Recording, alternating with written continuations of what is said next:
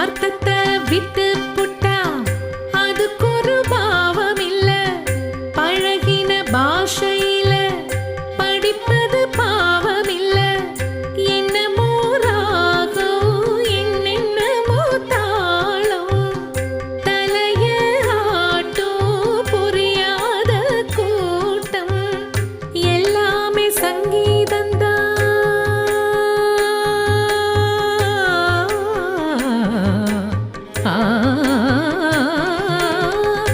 எல்லாமே சங்கீதந்தான். சத்தத்தில் பிறந்த சங்கதிதான். ஷட்ஜமம் என்பதும் தெய்வதம் என்பதும் பஞ்ச பரம்பரைக்கு அப்புறந்தான்.